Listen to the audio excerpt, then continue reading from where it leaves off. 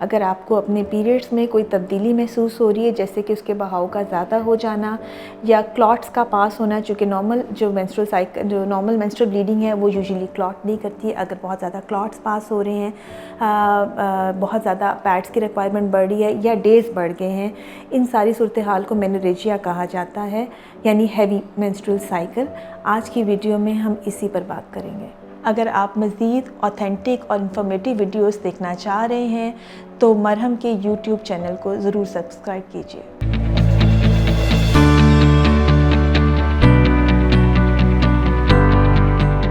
अस्सलाम वालेकुम जी, मेरा नाम डॉक्टर साइमा ज़की है। मैं पिछले 22 साल से गायनी के शोबे से वाबस्ता हूँ। आज हम बात करेंगे हैवी मेंस्ट्रुअल ब्लीडिंग के बारे में, यानी हैवी पीरियड्स के बारे में बात करेंगे। हैवी पीरियड्स दो तरह के होते हैं। एक तो वो होते हैं जो आते तो टाइम के ऊपर है लेकिन हैवी आते हैं, रूटीन से ज़्यादा आते हैं, और एक वो होते हैं जो कि जिनका कोई पैटर्न नहीं होता, जो इरेगुलर आ रहे होते हैं, यानी अब हर 5 दिन बाद, 10 दिन बाद या 15 दिन बाद, लेकिन होते भी हैवी हैं, होते भी ज़्यादा हैं, हो भी बार बार रहे होते हैं।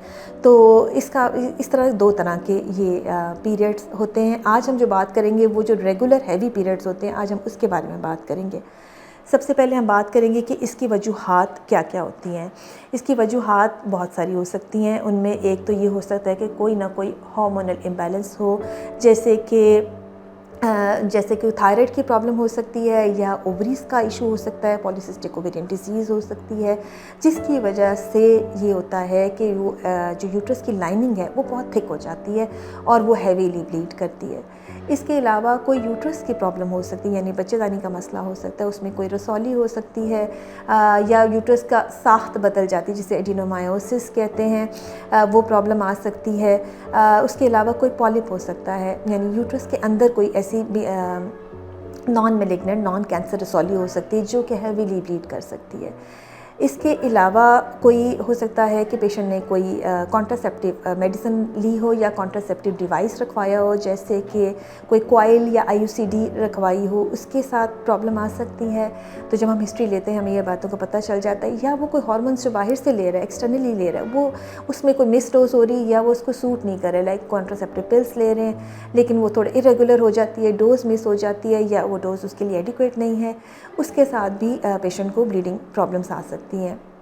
इसके अलावा जो सीरियस वजह हो सकती है वो समटाइम्स कि जो रिप्रोडक्टिव ट्रैक है पूरा, उसका कोई कैंसर भी हो सकता है, लेकिन इसका चांसेस काफ़ी कम होते हैं, specially in the younger age. उसमें फिर ओवेरियन भी हो सकता है, उसमें फिर यूट्रस का भी या यूट्रस के मुंह का भी कैंसर हो सकता है। इसके अलावा जब कभी भी पेशेंट को इस तरह से अगर वन टाइम प्रॉब्लम आ रही है तो उसमें हम प्रेगनेंसी को भी एक्सक्लूड करते हैं कि ये ना हो कि पेशेंट ने कंसीव किया हो, मिसकैरेज हो गया और उसे इस बात का इल्म ना हो। सो जब कभी भी इस तरह की प्रॉब्लम आप फेस करते हैं, बेहतर ये है कि कॉम्प्लिकेशन डेवलप होने से पहले आप अपने डॉक्टर से रब्ता कर लीजिए।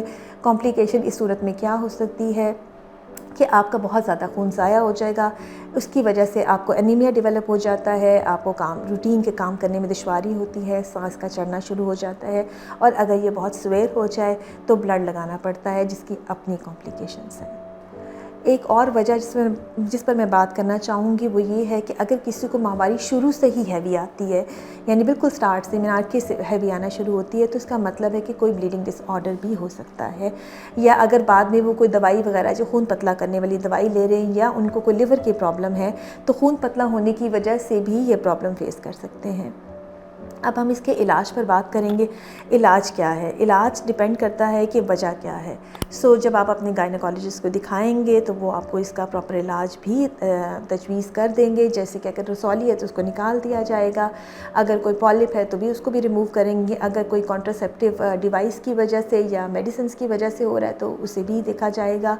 और ज़्यादातर केसेस में जहाँ पे कॉज नहीं मिलता तो वहाँ पे एक्सटर्नली हार्मोन्स दिए जाते हैं इस ब्लीडिंग को कंट्रोल करने के लिए, या ट्रांसमिक एसिड दिया जाता है जिसकी वजह से ब्लीडिंग कम हो जाती है।